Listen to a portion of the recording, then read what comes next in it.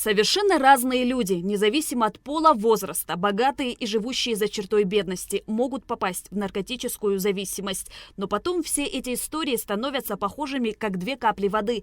Обманы, потеря друзей и работы, проблемы с законом, болезни, но чаще всего смерть. Иногда всего один прием наркотиков может привести к необратимым последствиям. Научные исследования показали, что в зоне риска может оказаться практически каждый. Ежегодно от последствий употребления наркотиков погибают сотни тысяч человек по всему миру. В республике количество людей, попадающих в поле зрения наркологов, ежегодно растет. Конечно, больше людей с алкоголизмом, меньше с наркоманией. Как бы 1 к 10, скажем так, соотношение. Вот. Больше попадают мужчины, меньше женщины. Но женщины тоже стали попадать и с наркотической зависимостью, и с алкогольной. Только за текущий год, за 4 месяца текущего года вновь взятых на учет с наркоманией около 460 человек где-то. Статистика неутешительная. За аналогичный период прошлого года количество пациентов было меньше на 100 человек. В основном это зрелые мужчины. Удивительным является то, что стали появляться пациенты, впервые употребляющие наркотики после 40 лет.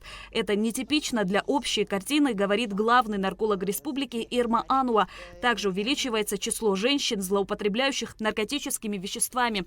Все пациенты разных национальностей и возрастов. Особенно такой наркотик, как мефедрон, быстрый наркотик дизайнерский, стала отмечаться тенденция употребления, скажем, этим веществом среди женщин, которые обращались к нам в стационар за помощью.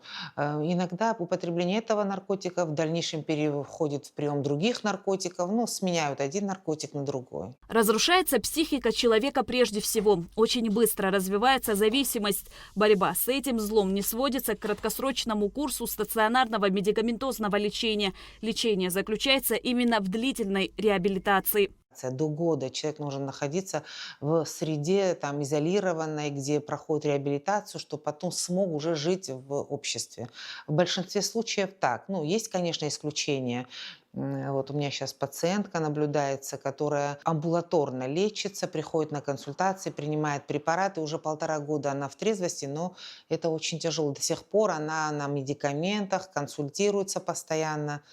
После мефедроновой зависимости. Страдают от зависимости и подростки. Все начинается с курения марихуаны, аптечных наркотиков, а дальше события развиваются по привычному сценарию. Среди детей в поле зрения врачей не попадало так, чтобы за эти последние годы, чтобы подростки, дети, несовершеннолетние, это все-таки намного редко, крайне редко. Потому что в основном в таком возрасте пробы начинают не с таких тяжелых наркотиков, а больше с курения марихуаны и приема таблетированных форм различных наркотиков.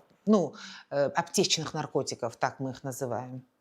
Аптечные препараты, злоупотребление именно ими. В республиканском наркодиспансере на учете состоит более 3000 человек. Лечение проводится как в стационарных, так и в амбулаторных условиях. На базе стационара находится 15 пациентов. Утром 20 апреля поступили еще 3. Шазина Ханагу, Алексей Гухава, Абхазское телевидение.